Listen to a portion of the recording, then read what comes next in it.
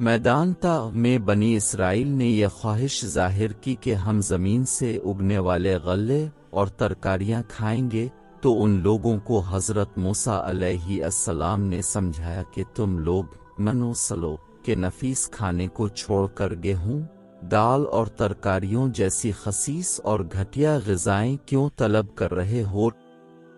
मगर जब बनी इसराइल अपनी ज़िद पर अड़े रहे तो अल्लाह पाक ने हुक्म दिया कि तुम लोग मैदान ता से निकल कर शहर बैत अल मक़दस में दाखिल हो जाओ और वहाँ बेरोक टोक अपनी पसंद की और मन भाती ग़िज़ाएं खाओ, मगर ये ज़रूरी है कि तुम लोग बैत अल मक़दस के दरवाज़े में कमाल अदब व एहतराम के साथ झुक कर दाखिल होना और दाखिल होते वक्त ये दुआ मांगते रहना कि आ अल्लाह तो हमारे गुनाहों को मुआफ़ फरमा दे तो हम तुम्हारे गुनाहों को बख्श देंगे। मगर बनी इसराइल जो हमेशा से सरकश और शरारतों के आदी और खुदा की नाफरमानियों के खूगर थे,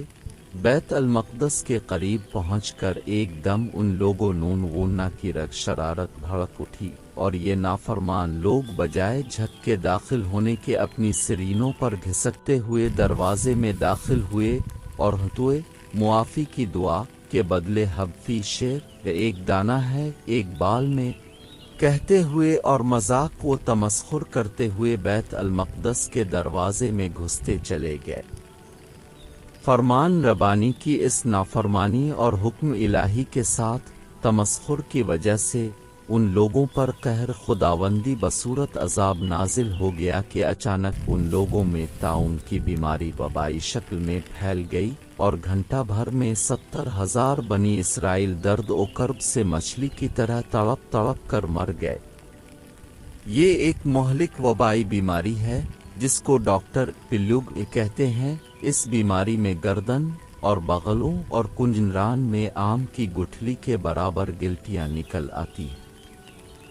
जिनमें बेपनाह दर्द और नाकाबिल बर्दाश्त सोजिश होती है और शदीद बुखार चढ़ जाता है और आंखें सुर्ख हो जाती हैं और दर्दनाक जलन से शोला की तरह जलने लगती हैं और मरीज शिद्दत दर्द और शदीद बेचैनी और बेकरारी में तड़प तड़प कर बहुत जल्द मर जाता है। और जिस बस्ती में ये वबा फैल जाती है, इस बस्ती की अक्सर आबादी मौत के घाट उतर जाती है और हर तरफ वीरानी और खौफ व हरास का दौरा फैल जाता है।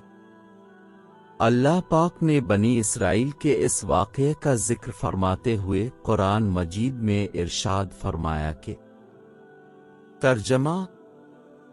और जब हमने फरमाया इस बस्ती में जाओ फिर इसमें जहाँ चाहो बेरोक टोक खाओ और दरवाज़ा में सजदा करते दाखिल हो और कहो हमारे गुनाह मुआफ़ हों, हम तुम्हारी खताएं बख्श देंगे और करीब है कि नेकी वालों को और ज़्यादा दिन तो जालिमों ने और बात बदल दी जो फरमाई गई थी। इसके सवा तवहुम ने आसमान से उन पर अजाब उतारा बदला उनकी बेहिक्मी का।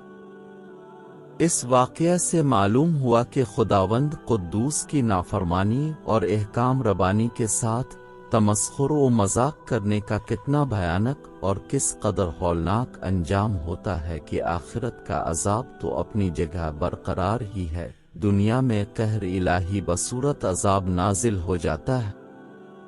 जिससे लोग हलाक होकर फना के घाट उतर जाते हैं और बस्तियां वीरान हो जाती हैं। माज अल्लाह मुन। ताउन की बीमारी में शहादत। ताउन बनी इसराइल के हक में अजाब था, मगर इस खैरुल उम्म यानी खातिम अल अंबिया की उम्मत के हक में ये बीमारी रहमत है, क्योंकि हदीस शरीफ में आया है कि ताउन की बीमारी में मरने वाला शहीद होता है। मसला ये है कि जिस बस्ती में ताउन की वबा फैली हो वहां जाना नहीं चाहे, और अगर अपनी बस्ती में वबा आ जाए तो बस्ती छोड़कर दूसरी जगह भागना नहीं चाहिए, बल्कि ताउन की वबा में अपनी बस्ती ही के अंदर खुदा पर तवक्कल करके सब्र के साथ रहना चाहे। अगर इस बीमारी में मर गया तो शहीद होगा, और ताउन के डर से बस्ती छोड़कर भागने वाले पर इतना बड़ा गुनाह होता है जितना कि जिहाद के दिन मैदान छोड़कर भागने वालों पर गुनाह होता। اس لیے ہرگز بھاگنا نہیں چاہے، بلکہ اس بیماری میں صبر کے ساتھ اپنی ہی بستی میں مقیم رہنا چاہے کہ اس پر خداوند تعالیٰ نے اجر و ثواب کا وعدہ فرمایا ہے۔